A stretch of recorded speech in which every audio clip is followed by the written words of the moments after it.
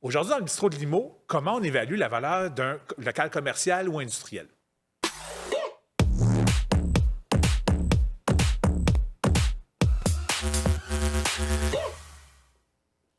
Bonjour et bienvenue dans une nouvelle capsule du bistrot de Limo, là où on répond à vos questions en immobilier. Aujourd'hui, je suis avec Stéphane Turmel, courtier Via Capital à Québec.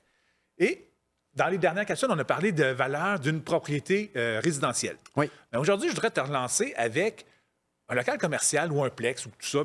Comment on évalue ça? Parce qu'il y a d'autres intangibles. Il y a la notion de revenu qui veut peut-être s'appliquer à ça. Fait que comment on fait pour mettre un prix là-dessus? Bon, c'est complètement...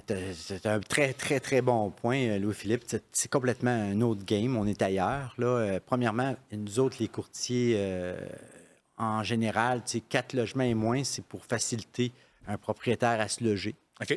5 logements, il est comme un peu dans une zone grise. Puis 6 logements, là, on parle de propriétaire investisseur. OK. 6 logements et plus.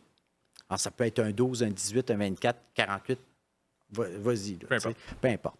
Alors, c'est certain que la personne qui s'achète un bloc à revenus en fin d'investissement, la technique qu'on va utiliser pour évaluer, oui, tu peux regarder un bloc semblable qui s'est vendu à côté, là, comme on parlait tantôt, la parité ou les comparables. Par contre, ce que tu vas vouloir regarder, c'est ses revenus. Tu achètes des revenus. Alors, on va utiliser la technique du revenu pour évaluer ce genre de propriété-là. Et ça va être la même affaire pour une tour à bureau. OK. Cependant, je dois faire une bémol quand tu vas aller dans le commercial bureau. Là, je t'ai parlé du résidentiel. Résidentiel, là, des revenus résidentiels, tu as des indices qu'on utilise pour pouvoir savoir la valeur de l'immeuble. Par contre, quand tu es dans une tour à bureau et tu as je te dirais, des locataires commerciaux, là, il faut être vraiment extrêmement minutieux parce que la valeur des revenus est là. Mais là, justement, tu vas vouloir regarder justement ce que je te disais, pas de regarder tantôt ta valeur municipale. Ah, OK. Là, elle est plus importante. Elle va jouer beaucoup sur la taxation. Et la taxation, bien, comparativement à un résidentiel, quand tu es dans le commercial, la taxation devient une dépense. OK. Ça joue sur la qualité des revenus que tu vas avoir. Ah, OK. Et tu vas avoir un locataire, des fois, qui a un très bon loyer. Et aujourd'hui, maintenant, avec la nouvelle jurisprudence en plus, c'est que, exemple, vous êtes une compagnie technologique, vous êtes bien placé pour le savoir, vous pouvez avoir des fois 3 étages de bureaux dans une tour, et puis vous avez des serveurs mon Dieu, qui mangent de l'électricité à tour. Et puis, à cause de ça, bien, tu vas voir la municipalité, surtout à Montréal, dire, bien, hey, on va aller chercher une surtaxe pour ça. OK. Alors, c'est très important que le courtier sache ces données-là pour évaluer les revenus dans le cas où il y a des résidents commerciaux, que des locataires commerciaux. Maintenant, au niveau, je te dirais, industriel, plus, la personne, tu as un entrepôt, puis le propriétaire est occupant, il fait de la fabrication de X, Y, Z, peu importe. C'est certain que là, tu vas vouloir regarder la valeur. Tu vas peut-être trouver un comparable qui s'est vendu. Parfait, ça te donnera une donnée de plus. Mais tu vas vouloir surtout regarder la valeur du coût de remplacement de cet immeuble-là. Son âge, l'état dans lequel il est, comment ça coûterait le refaire aujourd'hui. Puis en tenant compte qu'il a peut-être été fait avec des standards complètement autres il y a plusieurs années. Alors ça va être les techniques qui vont être retenues au niveau commercial et industriel. OK.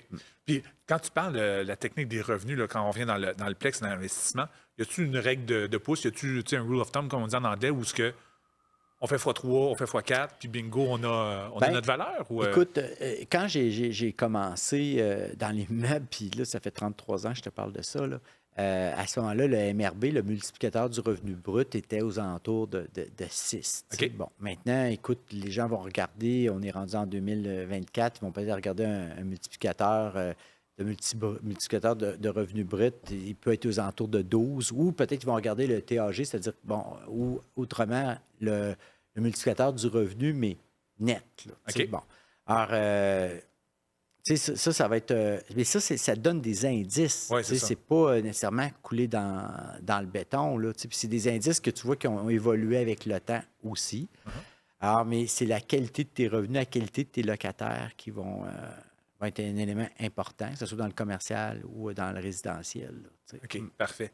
En tout cas, c'est certain que peu importe la situation, il faut un bon courtier. Puis peut-être fait à noter, c'est pas tous les courtiers qui peuvent vendre du industriel et commercial. Il faut avoir une licence particulière. Oui, il faut la licence commerciale. Écoute, moi, à un moment donné, j'étais très ferré dans le bloc, la revenu résidentielle. Puis mes ratios, je les connaissais par cœur. Présentement, tu sais, je dois un petit peu plus me tenir à jour parce que j'ai fait plus de commercial dans les dernières années, ce qui veut donc dire, bien, plus de commercial, on s'entend, mon pain et le beurre reste le résidentiel, là, mais j'ai touché plus à des transactions commerciales, industrielles, et j'ai dû à ce moment-là m'actualiser là, au niveau des formations, puis des mises à jour, puis Dieu sait qu'il y en a eu, puis Dieu sait qu'on se doit, comme courtier, pas juste être extrêmement compétent, mais s'allier de fiscalistes, de comptables, d'avocats, parce que, écoute, il y a des beaux commerciaux en jeu. Il y a aussi maintenant, écoute, tu rentres dans un bureau de dentiste, là, ils ont des appareils de radiographie qui valent des milliers, des fois des millions de dollars. Et ça va faire partie de l'équipement qui est attaché à l'immeuble, qui peut jouer sur la taxation aussi. Alors, tu sais, il y a un paquet d'autres facteurs là, qui rentrent en ligne de compte. Le tableau, il est large. Il est large. Fait que mieux être épaulé justement d'un bon courtier puis d'un bon réseau là, avec lui. Oui, s'assurer qu'il est bien. Ton courtier, il y a une bonne équipe. Là, c'est ça, exactement. Fait que je vous invite à visiter les réseaux sociaux de Stéphane Turmel pour d'autres réponses à vos questions en immobilier.